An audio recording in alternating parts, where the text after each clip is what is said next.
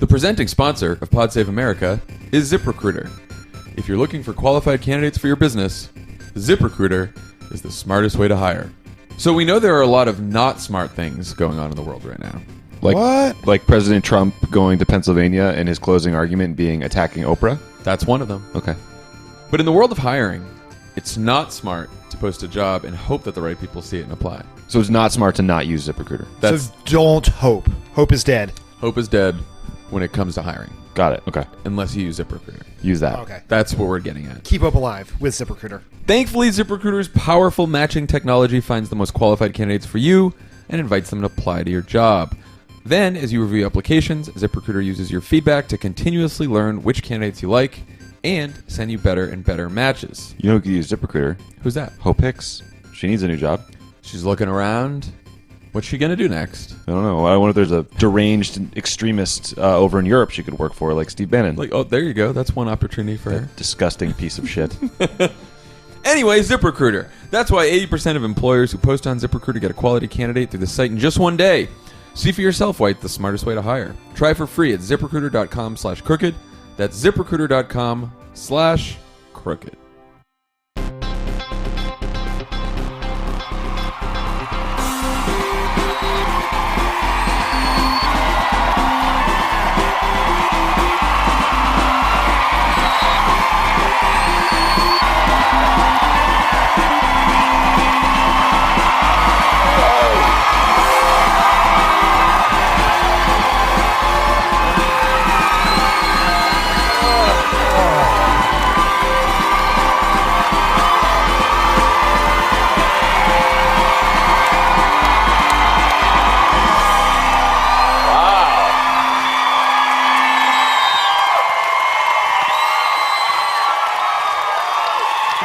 Hello, Austin. These people, they're so quiet, I feel like I'm in Houston. Welcome to Pod Save America. I'm John Favreau. Hey everyone, I'm Brittany Packnett. I'm John Lovett. I'm Tommy Vitor. I'm Dan Pfeiffer.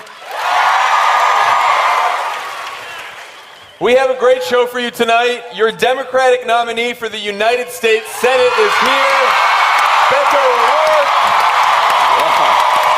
All right. Ted Cruz is also here. Not a lot of Ted Cruz fans. All right. Good note. All right, guys. Start with the news. There is a madman on the Korean Peninsula who is stockpiling nuclear weapons. And out of 300 million Americans, we are sending one man to convince Kim Jong-un that he should give up his arsenal, Donald J. Trump. He's the deal maker. That is correct. Well, so you're laughing, but here are some headlines. Washington Post, Trump secures a diplomatic coup with North Korea for now. CNN, why Trump's North Korea gamble makes sense. And my favorite, also from the Washington Post, Dennis Rodman praises plan for historic meeting. That was indeed a headline. A world in which Dennis Rodman is being reached out to for comment on the shenanigans of Donald Trump negotiating nuclear treaties. Is it a world we deserve? It belongs in a newsflash, in a screen, in a bad comedy about the future. You know? Yeah. And here we are. That's all I wanted to say. We're right here. It's happening. Sorry to interrupt. It's happening. Dictatorship, We had a apparently. cheers for cooperating witness last night. That's dictatorship. That's fine. So, guys, I think we're all in agreement that the idea of direct diplomacy with adversaries is a good one. We thought it was a good idea when Obama was president as well. But, Tommy, what is different about the way that Donald Trump went about this than, say, the way Obama went about negotiating the Iran deal? Yes. So let's talk about the process here for just a minute. The South Korean National Security Advisor came to Washington to brief us on these meetings in North Korea. Trump wasn't supposed to see him until Friday. He heard he was in the building on Thursday, so he summoned him to his office. So they sit down, they start to talk to him through what happened, and he's like, and so, sir, Kim Jong-un would like to invite you to North Korea. I'll take it. And he accepts a deal sight unseen. There's no national security meeting.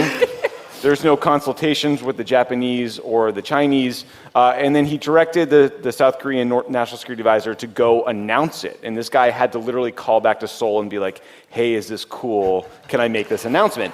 Now, a brief aside about the announcement. This is a minor detail. But there's a lot of places in the White House where you can make an announcement. There's the Oval Office. There's the East Room. There's the press briefing room.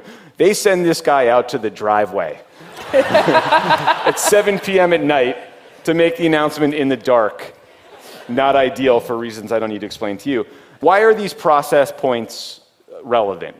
Because this stuff is really complicated. The Iran deal took 7 years to negotiate, and that there was intelligence collection, there were sanctions, there was diplomacy, there were secret talks, there were not so secret talks. This is highly technical stuff. You have to agree on like basic terminology. Like, what does denuclearization mean to you? It's like a relationship. You have to you have to figure out how you're going to verify that they actually got rid of their nuclear material. And so, like, the stakes couldn't be higher. They have up to 60 nuclear weapons, and if head of state negotiations can't sort this out, what comes next? A military option. So apparently the North Koreans are reading Fire and Fury to get prepared. Hopefully Trump is talking to his buddy Dennis Rodman. But the challenge is that Trump dismisses expertise. He thinks it's irrelevant. He goes with the gut. And he's so thirsty for a deal that meanwhile he's accepted this sight unseen. Kim gets the prestige of this meeting and hopefully, and presumably a bunch of happy talk. And by the way, he's holding like 80 to 130,000 people in literal concentration camps back home. So I pray this works. I'm glad that their risky gambit was diplomatic and not military, but there is a better way to run a railroad that would likely lead to a better outcome. End of spiel. This is... Do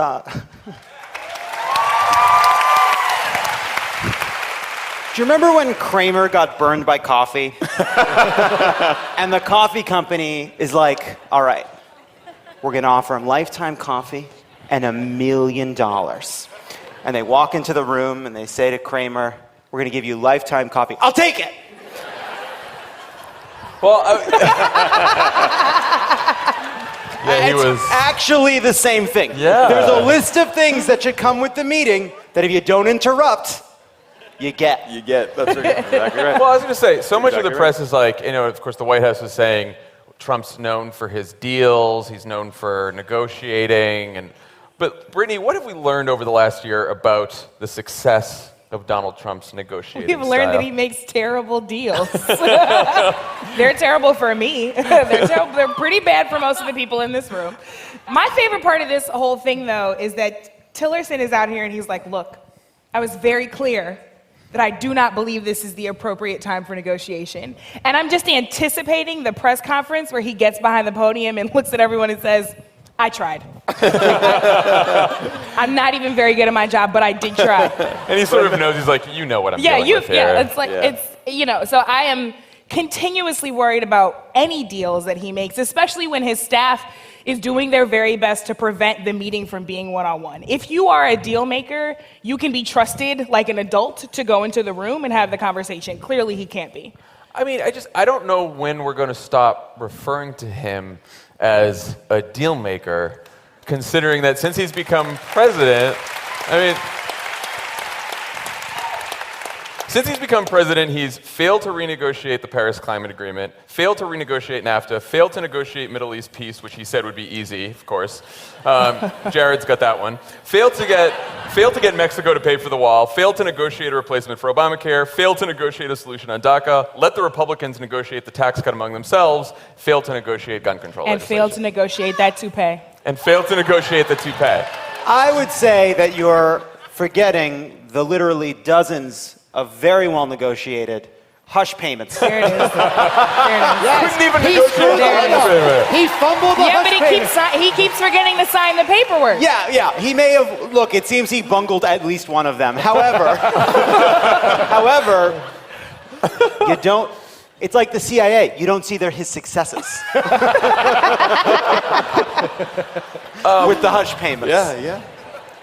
But he's bad at this, right? He meets with, Chuck and Nancy about DACA, he strikes a deal, and then the Republicans pull him back, and the whole thing falls apart. So thinking about when he actually sits down with Kim Jong-un.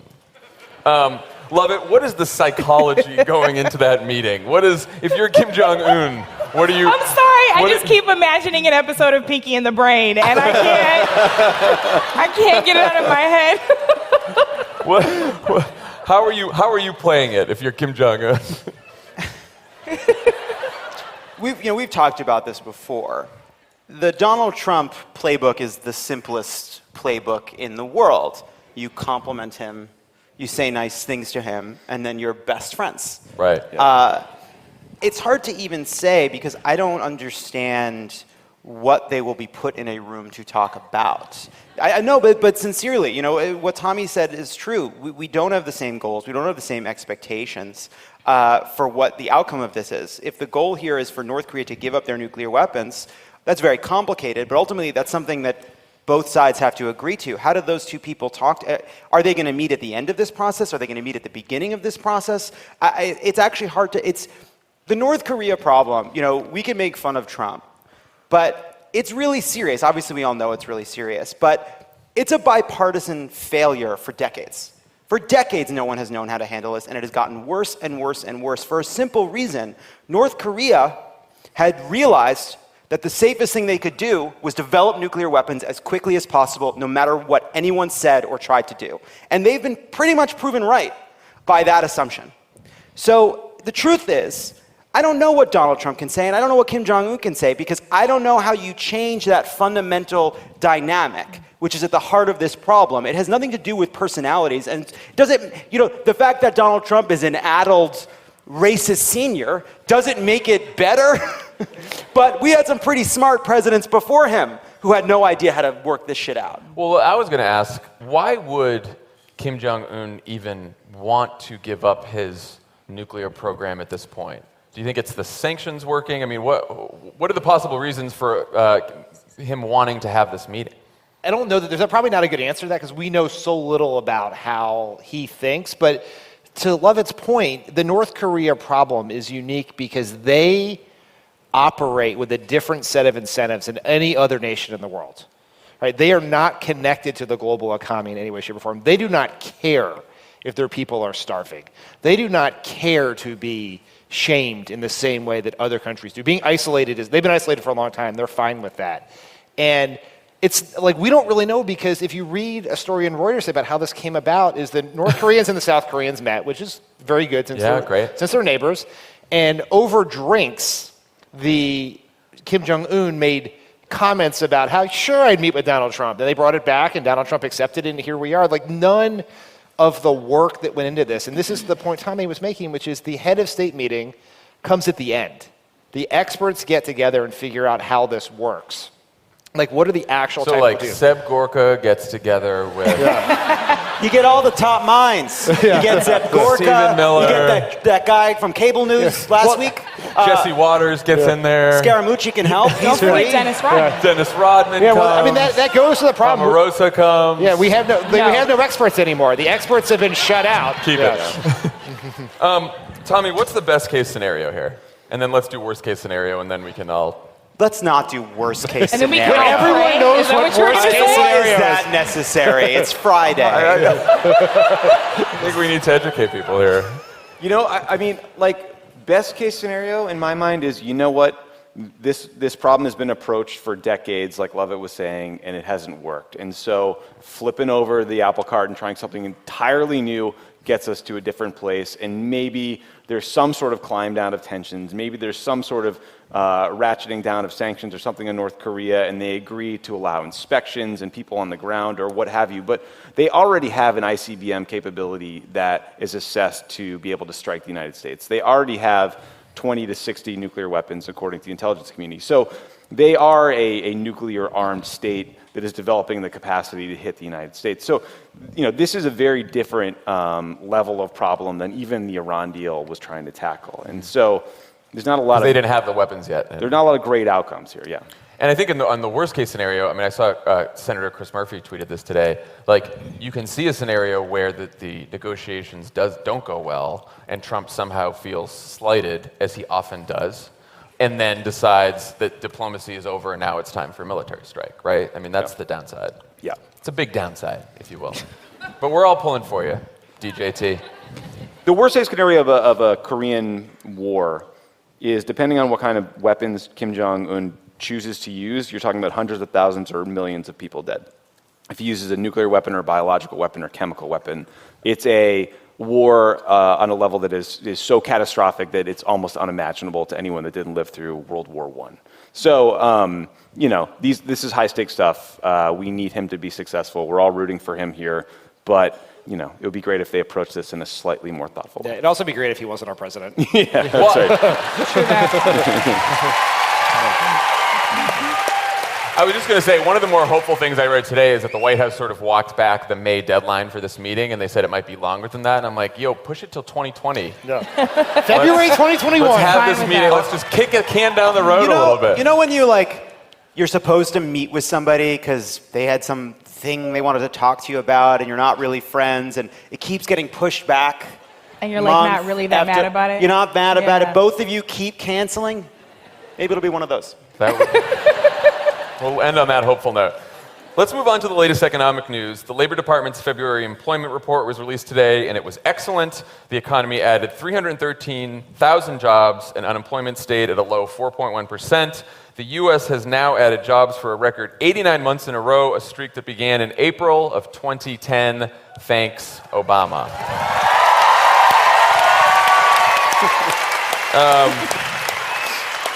That's right. That's right. I ended with that. I was going to do a little upswing there. Love it. Yeah, it's great. But this is also, it's no longer just statistics. A new Axios SurveyMonkey poll out this morning says that half of all voters in the 10 states that voted for Trump but have Democratic senators up in 2018 say that the economy is better off now than it was a year ago. Question, Brittany, you're running for Senate in one of those states, maybe where you're from, in Missouri. What do you say about the economy? Hey, Missouri. Hey, Missouri. What's up? What do you say about the economy when you're on the trail with these numbers and this backdrop? Wait, who am I? Am I actually trying to win, or am I just me? You're trying to win. Okay. What do you you're mean the are you next- trying to win? The Senate hangs in the balance. I mean, I'm trying to win, but I'm just saying, police in St. Louis like to tear gas me, so I don't know if I'm going to win statewide election. Truth be told. Yeah. The conversation that we have to have is not just about employment, right? It's Yeah. about the kinds of jobs folks are getting, how long they're able to stay in those jobs, are they able to grow in those jobs, and are we distributing those jobs equally across sectors, right? Is it happening across racial lines? Is it happening across rural and city lines? Because what we know is that the wage gap continues to increase, both along racial lines and gender lines. Yeah. And let's be very clear, especially given where we are in the tech industry, especially, we see women being paid less than they should be, and women of all races getting even less than the average. And I think it's really important to note that Donald Trump cannot fix the gender wage gap by the hush money he keeps paying to the women he harasses. So that would probably be the end of my stump speech. Is that why he's doing it? You know. Dan, He's going to claim that's why. The same way he claimed he fixed black unemployment. Yeah. The Lilly Ledbetter hush money payments. might have named the episode. Dan, what's your stump speech on the economy? Well, I think it's important to understand what those numbers mean, Yeah. which is people's approval of the economy is actually a lot less about the economy than it is what party they're a member of. So when Barack Obama was president, he had inherited a little bit of a shit sandwich from George Bush, and a bit, small one, losing 900, $700,000 jobs a month, economy shrinking 9% in a quarter. And when you polled people and you said, do you think the economy is going well or poorly? The people who gave the economy the highest ratings were African Americans and Latinos. They also happen to be the people who were hurt the most by the economy. It's because they liked President Obama. On the first Gallup poll after Trump won, the overall approval rating of the economy stayed about the same, but the people who thought it was doing well completely flipped.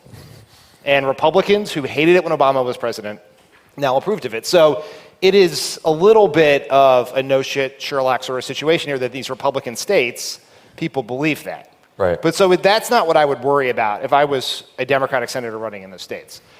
The Republicans have given us the greatest messaging opportunity in the world with the tax cut, because they should be talking about the fairness of the economy. Because that people care so much more about not just like how well they're doing, but whether the rich are getting advantages they're not. And this tax bill does that. And so to make that argument about the fairness of making the economy more fair for middle class and working class families it's a very easy message to do. It's one we know works, and they just have to do it. Like, you can't get twisted into this pretzel about like, I gotta like credit Trump and do this. Just make the same progressive economic argument that has been working for a long time. Yeah, I think that's right. I don't know how to make this part of the right message, but I do think that what we're seeing with wages not going up very fast is sort of the same structural economic problem we've seen for decades, that the economy grows, the economy contracts, and yet we don't see benefits accruing to the vast majority of people. I think part of what explains Trump, beyond all the obvious causes, is some kind of fundamental sense amongst people that things aren't fair, and that each of us don't have as much dignity in the society as we used to have. And that's something that crosses parties, because I think you see some of that same feeling in the desire for revolutionary change with Bernie Sanders. It's something you see across races. Donald Trump appealed to it by using racism for white voters, but that same sense that something is broken in our economy, in our culture, that saps us of dignity in our dealings with our bosses at work, where we don't feel we have enough power, with the companies we give money to every day, the cable companies and the airlines and the banks and the people we deal with. And I think Democrats don't necessarily none of us have the language for how to talk about this. And I don't have the language to talk about this, but I think about it all the time. I think about it when we talk about the way in which people leave the Trump administration and pay no price for it. And it seems like it's disconnected. But a culture that doesn't prize basic values about fairness, integrity, honesty, is a culture in which people feel as though they're not going to be, in which the only way to get ahead is to cheat and steal and lie. And that brokenness is part of our politics, and it's a huge part of our culture right now, and I don't think anyone has the language really to talk about it. Tommy?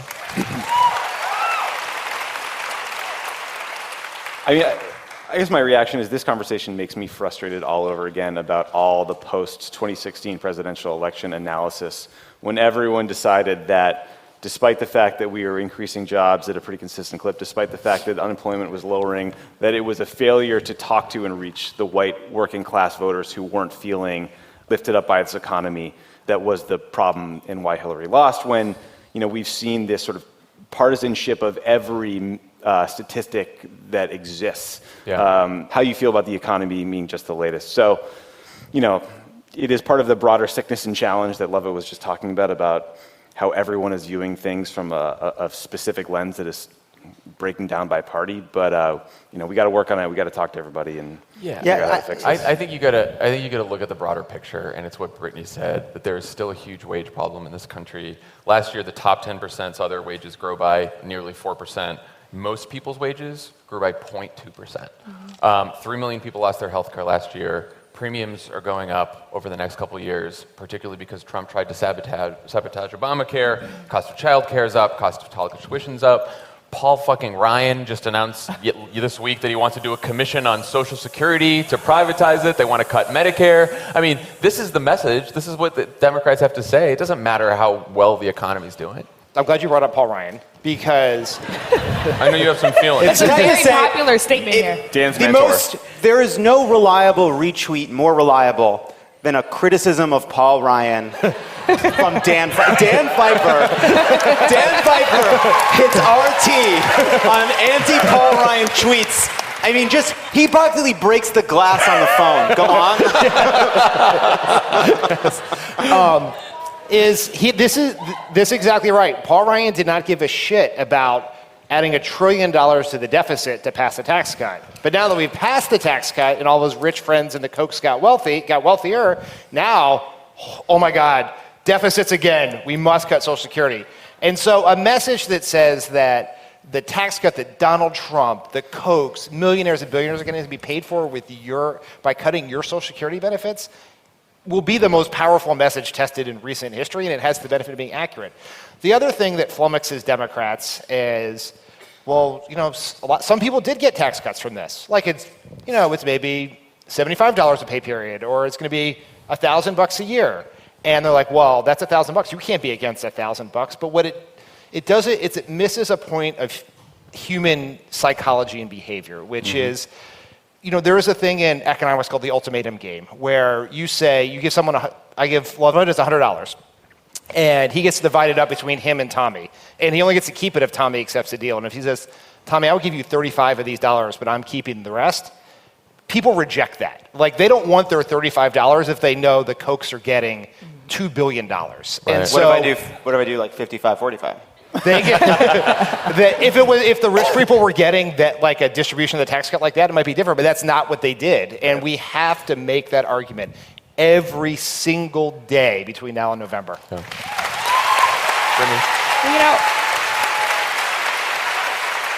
I'm really glad we're talking about this. And if I take your original question about what I would actually say if I were running for office, I would say what I am looking to candidates and politicians to do, which is have the courage to talk about what is happening to the most marginalized in society. Because what we say in our communities is that when America gets a cold, marginalized people get the flu, right? Yeah. So if you are a person of color, if you are a woman, if you are disabled, if you belong to the LGBTQIA community, you have additional burdens and barriers that you are dealing with alongside of what other people are dealing with. So I want candidates to talk about the fact that white high school dropouts have more wealth than black college graduates.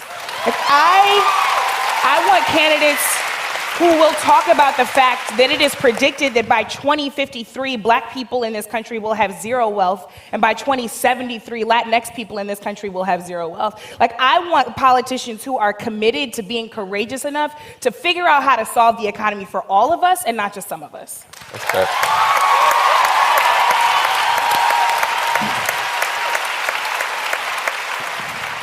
So it seems pretty clear that populist economics is a political winner in this environment. I do not know if it has broken through to every Democrat in Washington just yet, because this week, 17 Democrats joined with Republicans to support a bill that would deregulate 25 of the largest 38 banks in the United States, and could increase the chance of another bailout. So the senators who are for this bill, their argument is that it would provide relief to community and regional banks that didn't cause the financial crisis but are struggling under Dodd-Frank regulations. Now, this is something that a lot of Democrats have worried about over the last couple of years. Even Elizabeth Warren was saying, community banks, we have to relieve them of some of the more burdensome regulations. But in this bill, the threshold became much bigger than community and regional banks and started going up to, what would have been Countrywide, which was a bank that, contributed to the crisis in 2008.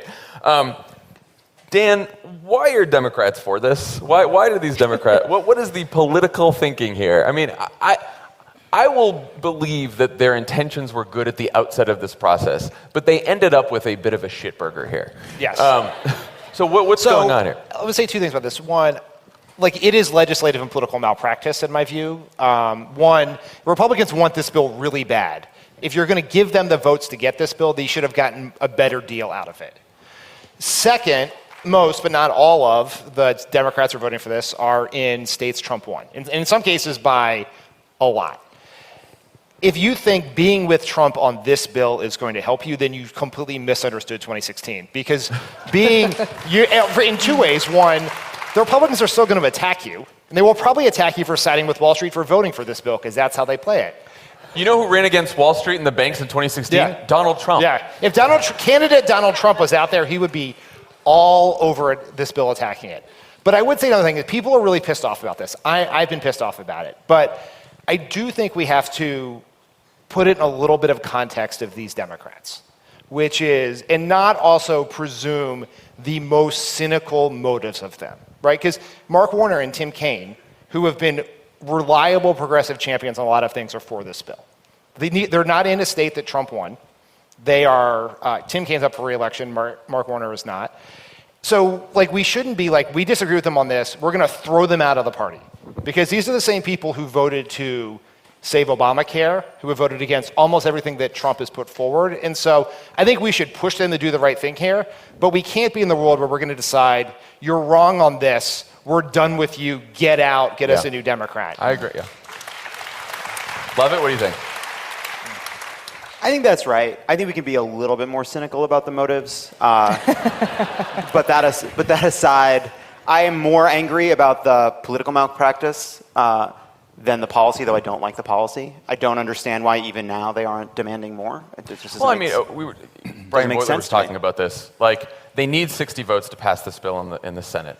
Democrats could have easily said, okay, this eases regulations on some banks that are a little too big that we don't like, but Mick Mulvaney is running the Consumer Financial Protection Bureau right now temporarily, and there's no permanent head of that bureau right now. So if you want us to vote for this bill, you give us an independent consumer watchdog that is real, that will make sure that agency has teeth, and then we can compromise about this. And I don't understand why they're just giving them the votes without trying to get something. That is something they could get. That is actually something they could get. They could get a moderate, reasonable, kind of technocratic leader of the Consumer Financial Protection Bureau that Trump would be okay with and promise Democratic votes and get a new appointee. That's absolutely achievable. I mean, there are just some really disconcerting parts of this bill on just a basic policy level. I mean, currently, banks 50 billion or less are not subject to certain additional oversight, like stress tests and other things. It raises that level to 250 billion,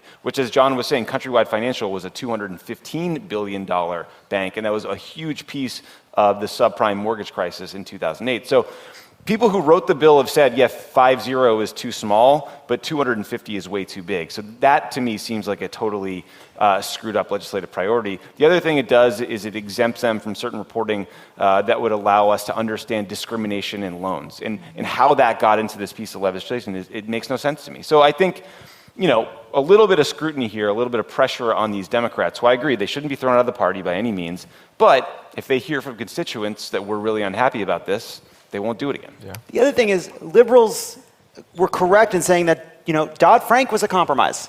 There was a decision that Dodd-Frank wouldn't be a nationalization of the banks. It wouldn't be a giant reform of the various systems that currently oversee the financial system. It was targeted. What Tommy is talking about, this threshold, this extra scrutiny for bigger banks, it was specific. And it was specific because what we learned after the crisis is, if we don't look at banks in a more systemic way, we won't notice that across all their balance sheets is a ticking time bomb that can destroy the economy. Exactly. That is what happened, right? That all these different banks were doing similar things, and it added up to a crisis not enough people saw coming. So to take Dodd-Frank, and it's targeted, right, practical, compromise, oversight proposition, and then eliminate it for huge swaths of enormous financial institutions just because you're worried correctly about community banks, I don't think it's good. Part of what also happened, as we have seen, it contributed to the wealth gap that I'm talking about with people of color, right? Because we know that banks specifically targeted Black and Latinx communities with subprime loans, which has led to additional crises in our communities.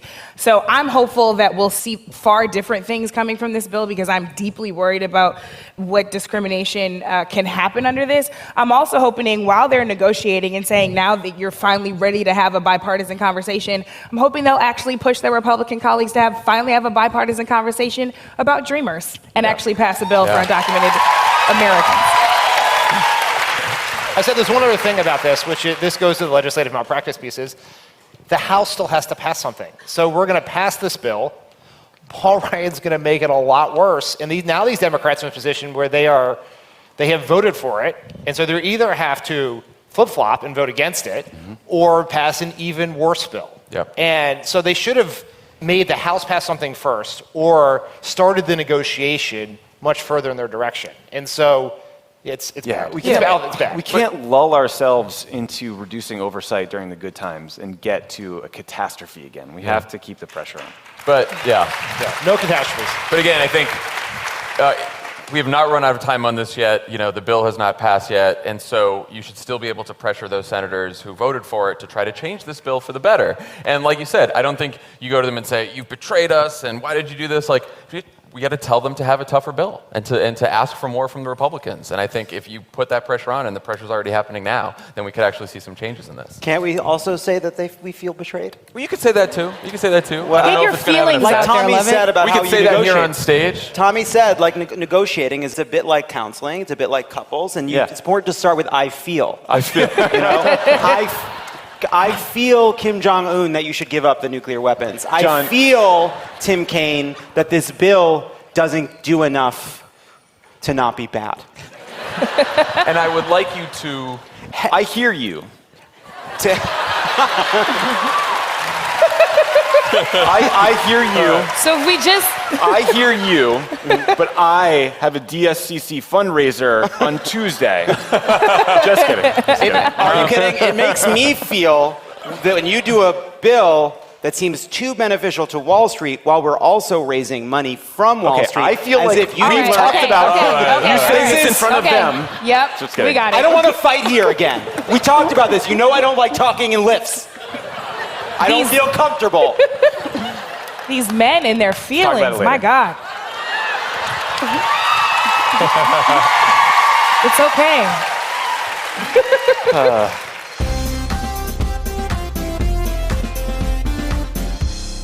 Pod Save America is brought to you by Audible. Ooh, I love Audible. There you go, Tommy. Audiobooks are great for helping you be a better you. It's true. Whether you want to feel healthier, get motivated, or learn something new. Do you feel healthier when you use Audible? Yes, and I like that rhymed. Cool. Try books like Your Choice. As an example, Barack Obama's Dreams from My Father, narrated by I have President another Obama. suggestion, John. What's that? Yes, Is We it Still Can? Yes, We Still Can by Dan Pfeiffer, narrated by Dan Pfeiffer. Yes, we still It can. will be available on Audible. in the Will you future. voice it? You should have it narrated by John unless Lovett. unless you want to do it. You're in a- that the Lovett thing has been suggested. Do you remember when It has also been suggested that I narrate it, and then every couple pages, Lovett interrupts me. Do you remember when Obama had to record his audiobook and he just complained about it incessantly? I'm sure it was yeah. really annoying to have to do, but It get ready does for sound that. annoying. But you know it's not annoying listening to Audible. Audible helps you listen to more books by letting you switch seamlessly between devices, picking up exactly where you left off, whether it's on your phone, your car, tablet, home, Amazon Echo. You can get through tons of books while doing almost anything. Audible members get a credit every month, good for any audiobook in our store, regardless of price, and unused credits roll over the next month. Didn't like your audiobook? You can exchange it, no questions asked. Audible's offering our listeners a free audiobook with a 30-day trial membership. Just go to audible.com/crooked and browse the unmatched selection of audio programs. Download a title for free and start listening. That easy. Go to audible.com/crooked or text crooked to 500-500 to get started today. Huh, okay. Yeah, sometimes we're texting things now. Cool. So many options. Who knows? Audible content includes an unmatched selection of audiobooks, original audio shows, news, comedy, and more from the leading audiobook publishers, broadcasters, entertainers, magazine and newspaper publishers, and business information providers. Again, go to audible.com/crooked or text crooked to 500-500 to get started today. Now for a segment we call OK Stop. Here's how it works. We'll roll a clip, and then we'll talk about it. We'll stop it whenever we want to by saying OK Stop. As we've all learned in recent months, there is a crisis in our society in the different way we treat men and women. Men cannot get a fair shake anymore. You all just learned that? This is great. It's good. You seem skeptical, but a man by the name of Tucker Carlson will convince you. Let's roll the clip. Ugh, that's all We we hear a need. lot about female empowerment in this country, and of course we're totally for that. We're for empowering all Americans. But for some reason, you almost never hear anything stop. about how men... Just before we get to it, just want you all to know, if you're listening, that the words beneath Tucker say, it says, Men in America, airing every Wednesday in March. I feel like Men in America is airing every day, all the time. All day. All day. I don't know if it's every Wednesday in March. are doing in America. So we took a close look at the numbers, and we found them so shocking that we're devoting the month of March to a special series on men in America. Every Wednesday starting tomorrow. Okay, You'll be stop, stunned. Oh man, Tucker and his bangs crack me up. Okay. So listen, I get it. We had Black History Month, Women's History Month. It's finally your turn very excited to see what you do with it. Hoping you finally get the equality you've always been looking for. That's good. By the scope of the crisis we were. It's a largely ignored disaster, and it is a disaster. It affects every person in America. Okay, stop. Hope you be- He's got a point. The men being in charge is a fucking disaster right now. I will tell you, Tommy, there was a slightly higher tone to those cheers than previous cheers. You know?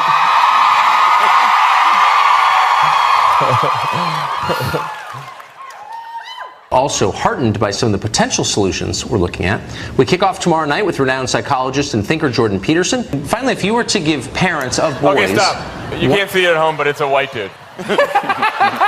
In case you were wondering. In case you were wondering, Yeah. that's the psychologist on it. Ciao. piece of advice for how, in their small way, they can fight against this trend for the sake of their own boys, what would it be? If you have your children in a school and they talk about equity, and there's a class and they talk about equity, diversity, inclusivity, white privilege, systemic racism, any of that, you take your children out of the class. Okay, stop. Please stop. Oh my God! I didn't watch this clip before we did it. Oh my God! I didn't see it either. I didn't either. I wish you had warned me. Oh my God! That's cute though, because he read the whole woke dictionary. That was real cute. Listen. I came here in my finest retro 11Js and my thankfully accurately flesh tone microphone. To tell him and anybody who thinks like that to have a Coke and a smile and a seat.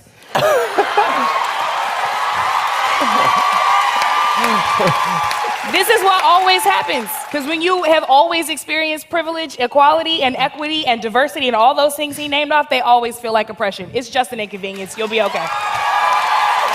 That is exactly right. And like when the Me Too movement started in this country, a lot of people looked at it and said, this is unearthing real problems in the country. Like, what solutions can we have? What sort of activism organization can we do to improve behavior, improve outcomes in this country?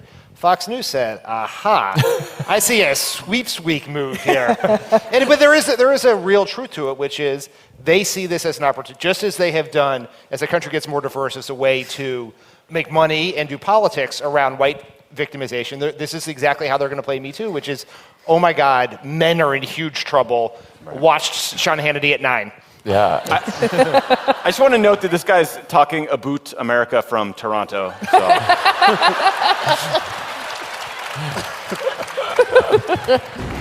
They're not being educated, they're being indoctrinated. And there's absolutely no excuse for it. I agree with that completely. You might run out of schools pretty quickly down here in this country. That would be just fine. The sooner the better. Jordan Peterson, it's hard to express my gratitude to you for telling the truth as you do. Thank you very much for that. Okay, I feel like he did not prepare well for this interview. very weird clip sentences. I will say, there's no crisis for men. But what they're not wrong about is that there is a crisis in masculinity, which terrifies them. Specifically, there's a crisis in that we have decided a certain way of being a man, which worked for men and no one else for roughly 150,000 years, from literally from the beginning. There are parts of that have wrenched our society and held people down and hurt people and hurt men too. And I think what Fox News is exploiting and what they're noticing is we don't have the next thing, right? Like, we are learning a lot about the way men aren't supposed to behave. And I think what we replace that with is really scary because it's uncertain for people. And I think it's uncertain for Fox News viewers. And there's nothing they like more than exacerbating the fears and uncertainty of their aging white male viewers. Is it that we don't know what to replace it with, or they just don't like what we're going to replace it with? Yeah. No. Like, I feel like the fear here is actually the loss of power, right? And that what we're talking, the updated and evolved version of masculinity that we're talking about cedes power, and that is actually what people are afraid of. I think that's right. No, I think it's a few things. I think obviously a big part of this is the ceding of power. But separately, I do think that there is like a feeling of, for a lot of men who were quite comfortable with the way things used to be, it wasn't just about power, it was about identity. Yeah. Right? I mean, a lot of what Fox feel News that. is white male identity politics. A lot of the way. Really? Well, like, you know, when Trump says we used to punch people, we used Yeah. to knock them around, he's speaking to a way of being Yes. male that appeals to people that they liked about themselves, Yes. and they feel it's being taken from them because of all the damage it's done. And also the damage it's done to their own sense of self and how they're supposed to be and what they're allowed to say and what they're not allowed to feel and the clothes Yeah. they're allowed to wear and not allowed Yeah. to wear, and maybe they want to wear a skirt, you know? But, so I think it's both, that's all. Yes, I respect and hear your feelings on that. Thank you for sharing. That means the world to me. And I'm so glad we've had this conversation. That's the deepest conversation that's ever been had and ever will be had about that television clip. Right there. When we come back, we will be talking to Congressman Beto O'Rourke.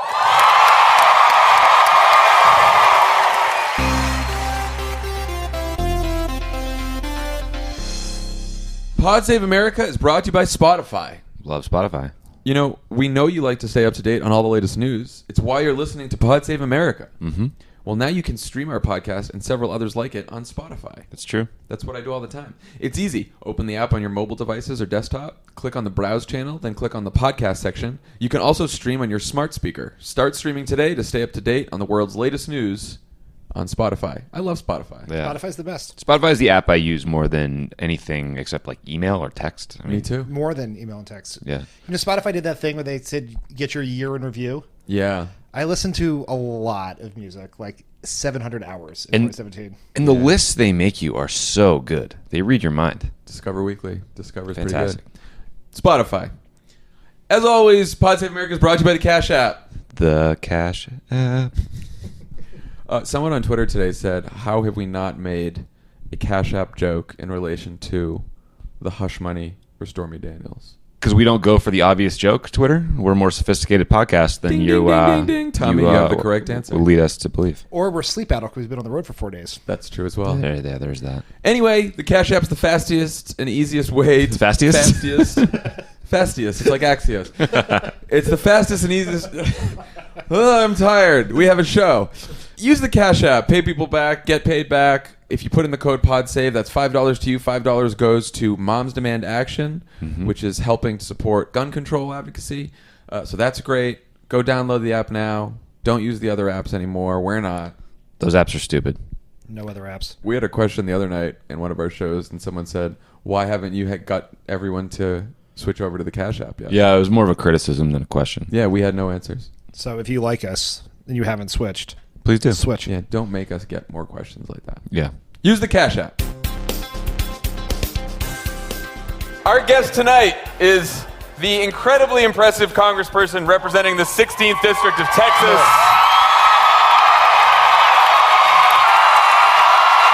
He needs no introduction. Beto O'Rourke.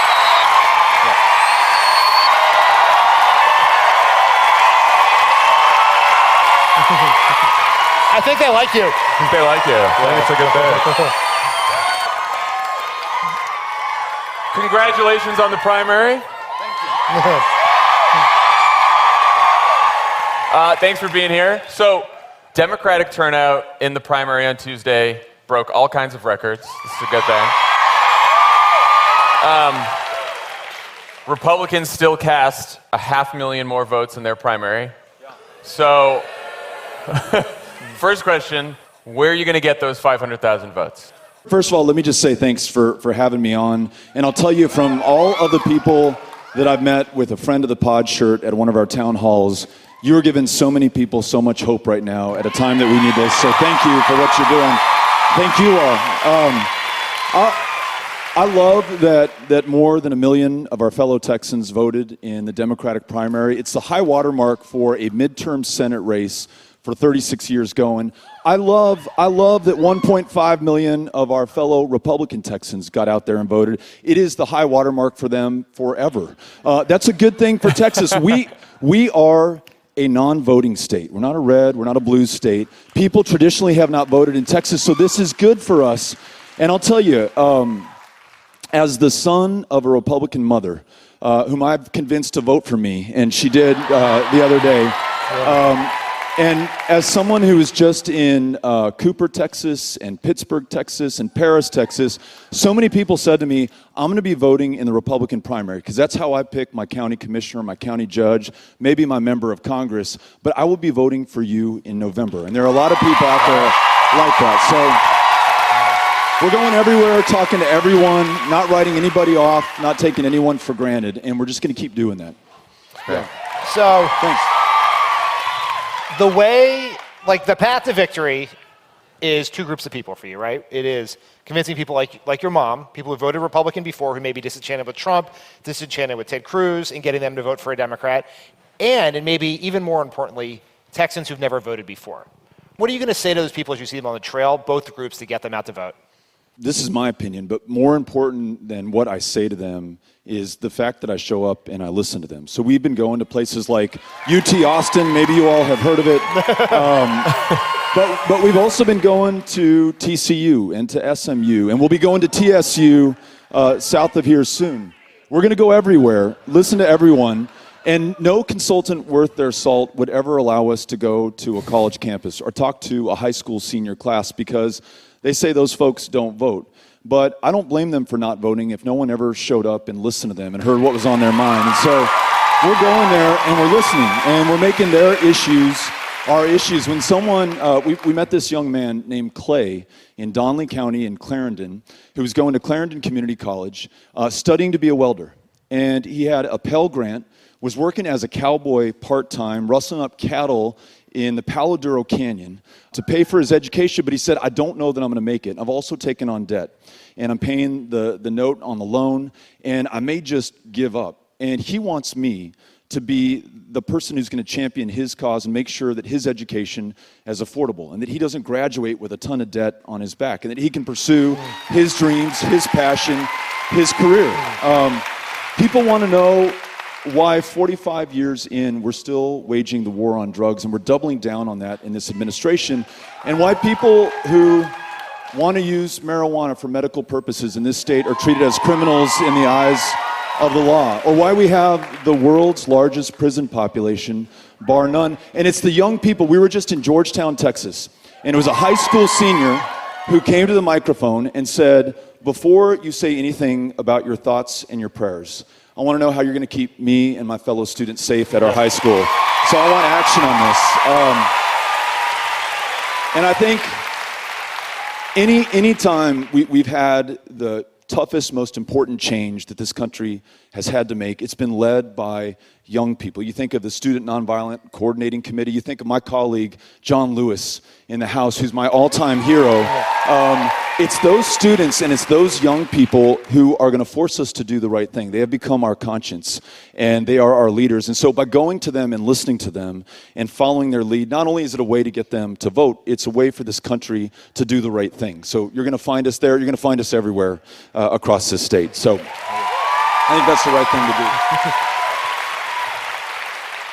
do. What do you make of the fact that Ted Cruz's first chess move here was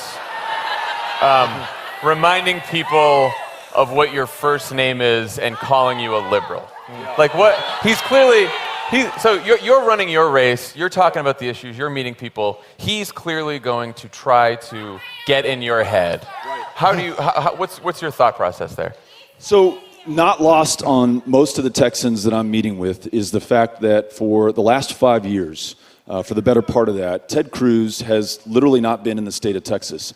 He has visited every single one of the 99 counties of Iowa. He's been to New Hampshire. He's been to South Carolina. He's campaigned in Nevada. The best applause or laugh line that I can deliver in a town hall is asking people in Waco or Pecos or Edinburgh, when was the last time Ted Cruz held a town hall meeting in your community? Because he never has. And if he had, he would know that Texas wants to lead the way from going from the least insured state in the country to making sure we have universal health care for everyone, every man, woman, and child in this country. They want to make sure that our racist gerrymandering laws in this state are changed so that members of Congress are no longer picking their voters. He would learn that people like Clay, like folks all over this state, want to be able to find a job that pays more than a living wage, returns some dignity and function and purpose in their lives. And this state, the defining immigrant story, the connection that America makes to the rest of the world, should be the one that leads on immigration, writes those laws in our own image, from our own experience. And as you all know, of the 98 senators who showed up to work 4 weeks ago to vote just to proceed on a debate about immigration reform, specific to Dreamers, 200,000 of whom live in this state, there was one senator who turned his back on all of them and this country and the state of Texas, and that was Ted Cruz. And that's what people across this state are telling me. So we can talk about nicknames and we can talk about the silly stuff, or we can talk about the big opportunities that Texas has to lead this country, and that's where I want to be. You mentioned the high school student who brought up keeping him safe. How do you go in campaigning to make make Texans safer from gun violence in what might be the most pro-gun state in the union? Yeah. How are you doing that, and how can that work? I think you begin by acknowledging that we have this incredibly proud, honorable tradition of gun ownership. So many people have stories about hunting with their moms or their dads or their grandparents, having a gun for self-protection, learning how to shoot as I did when I was taught by my Uncle Raymond, who was a captain in the county jail, sheriff's deputy, champion marksman. And he also taught me gun safety and gun responsibility. So what state better than Texas to lead the way to say that we should have universal background checks without exception? We know that in those states that do, you see a massive reduction in gun violence against an intimate partner, fewer girlfriends or boyfriends being killed. You see a dramatic reduction in gun violence against law enforcement, fewer cops and sheriff's deputies being murdered by those they were sworn to serve and protect. And this could be the state that leads the way on saying weapons of war like an AR-15 that are designed for the sole purpose of killing people as effectively and as efficiently in as great a number as possible should not be sold to people in our streets who go into our schools, into our churches, into our concerts, and kill one another. That's absolutely wrong. And we could be the state that leads that. And I'll tell you just a quick anecdote. 3 weeks ago, we were in Brownwood, Texas, kind of between Fort Worth and Abilene. And a woman stood up at the town hall meeting that we were holding there. And she said, listen, I was born on a ranch just outside of Brownwood with a .22 in my hands. And I'm an independent voter, which I've learned my mom's taught me the code. That means she's a Republican. And she says, but I also have 46 grandkids. And I want to know if I can trust you to stand up to the NRA, which was not the question I was expecting her to ask. And I said, ma'am, not only have I not taken a dime from the NRA, I don't take any money from any political action committee, any corporation, any special interest. When I vote for something or work on legislation or take a stand, it's always going to be for you and your grandkids, no one else, and you'll never have to worry. But she can be forgiven for asking the question because Ted Cruz, in 2016, just 1 year, took over $300,000 from the NRA. So who does the guy work for, the NRA or the people of Texas? So I think that's the way that we have the conversation in this state. If you win this race, there is a pretty decent chance that it means the Democrats have taken control of the Senate. What are you telling the people that you meet about what a Democratic Senate could achieve with Donald Trump as president in the next couple of years? Let me start where there's already been some progress. I sit on the House Veterans Affairs Committee, and we have a crisis in mental health care access for veterans in this country that is connected to an alarming rate of suicide.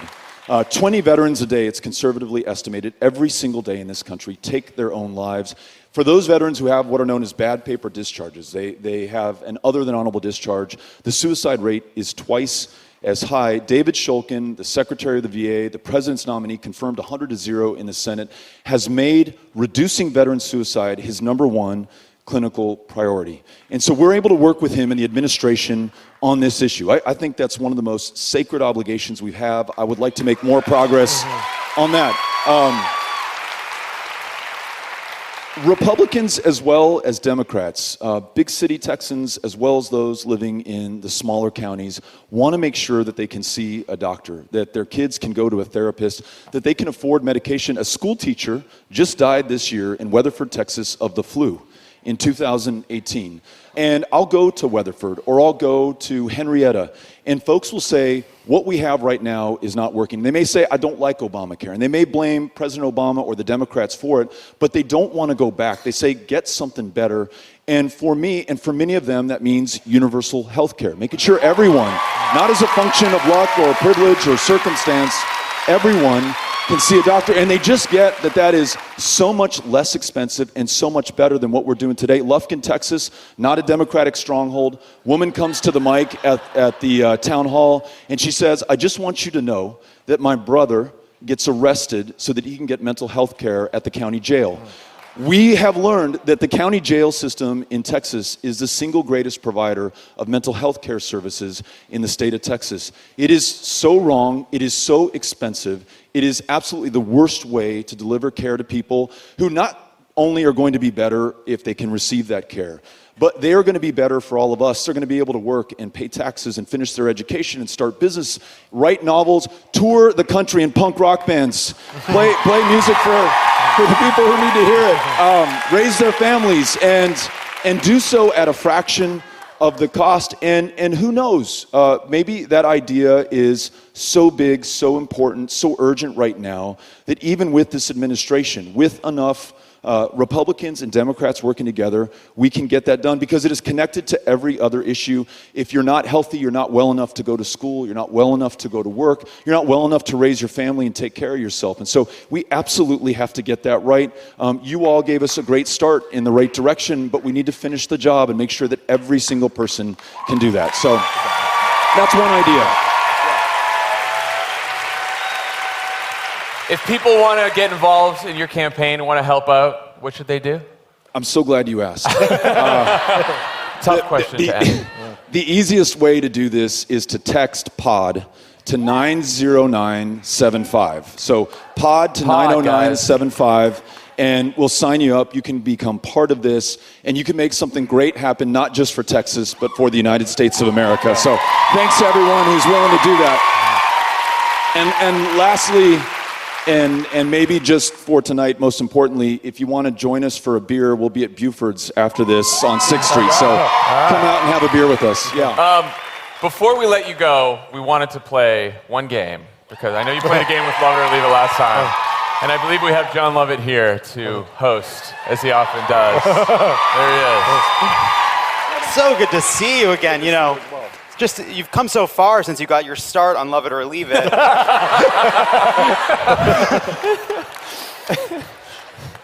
Texas. One of the greatest places on earth, and yet, maybe the greatest. Yeah. And yet, you're represented in the Senate by the principal from the Breakfast Club.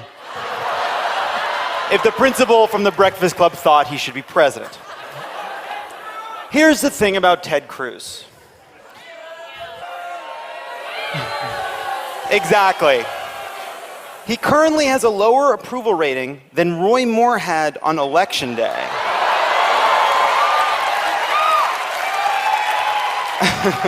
If Ted Cruz were a Rotten Tomato score, he'd be Geostorm.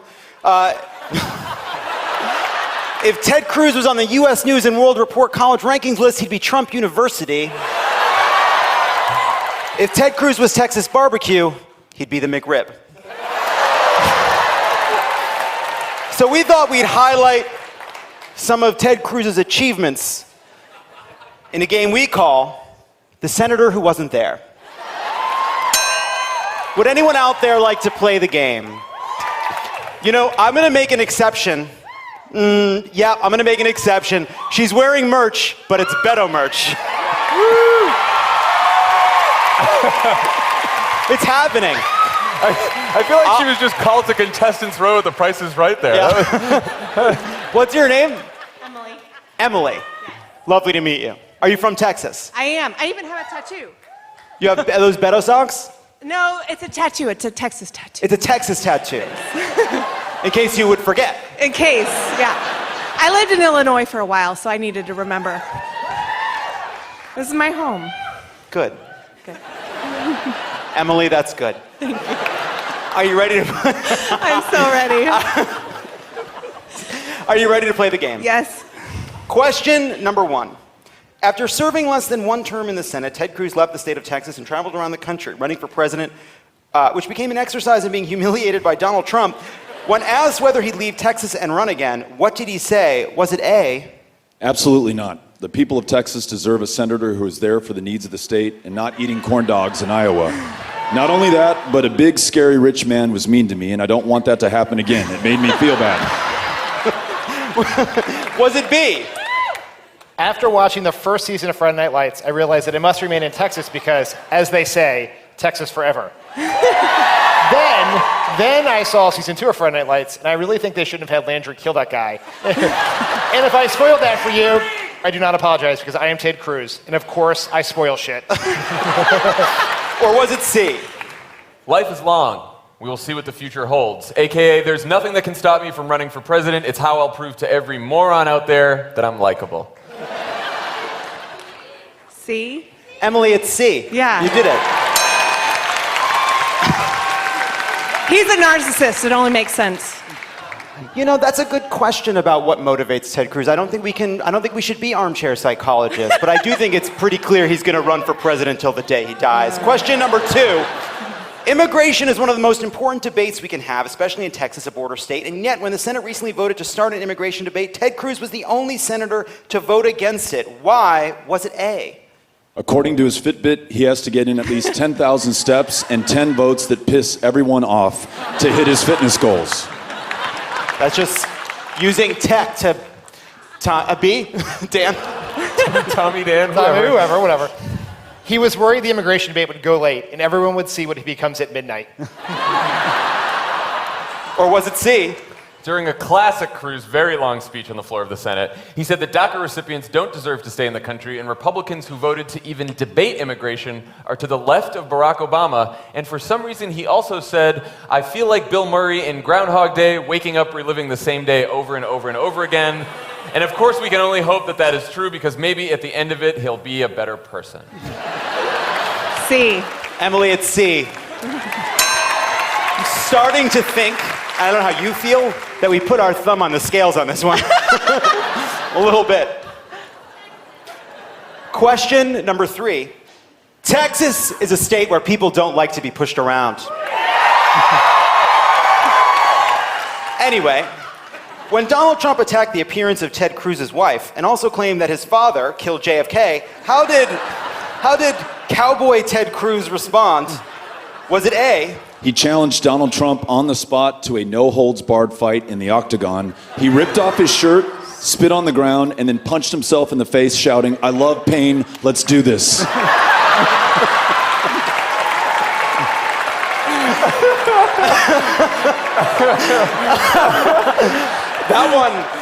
That one creates an image in your mind. Or was it B? He recorded a 5-minute straight-to-camera ad where he laid out the crisis in American conservatism. Shaking with anger and inhumanity, he defended his family and the norms of politics itself. In a video described by Democrats as Obama good. Or was it C? He gave a speech at the RNC and got booed, but then like 2 days later, he totally chickened out and phone banked for Donald Trump, even though Donald Trump never apologized and still hasn't, which is incredible. I wish it was A, because I know he has a terribly punchable face, but I know it's C. It is C. Yeah. It is C. I take B too. An Obama good video from Cruz? Yes. Question 4, Emily. You're doing wonderfully. Thank you. You're doing great. Thank you. I so admire this show. I think you're doing a lot for democracy. Can we get a correct ding? Leave it in. Your final question. Being a successful senator requires you to work alongside your colleagues to make law. Which of the following quotes is something a Republican colleague has said about Senator Ted Cruz? Was it A? Peter King from New York called him a con man and once said on TV, "I hate Ted Cruz, and I think I'll take cyanide if he ever gets the nomination." Was it B? John Cornyn, the other senator from Texas, said, clearly he didn't come here to remain in the Senate. He came here to run for president. Was it C? John Boehner, former Speaker of the House, said, I have Democrat friends and Republican friends. I get along with almost everyone, but I have never worked with a more miserable son of a bitch in my life. Was it D? Lindsey Graham, the senator from South Carolina, who said, if you killed Ted Cruz on the floor of the Senate and the trial was in the Senate, nobody would convict you.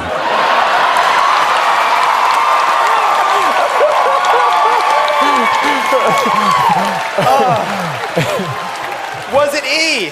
Senator John McCain from Arizona, who said, you know, it's always the wacko birds that get the media megaphone. Was it F? Former President George W. Bush, who said, I just don't like the guy. Or was it G? Ted Cruz, senator from Texas, who said, if you want someone to grab a beer with, I may not be that guy.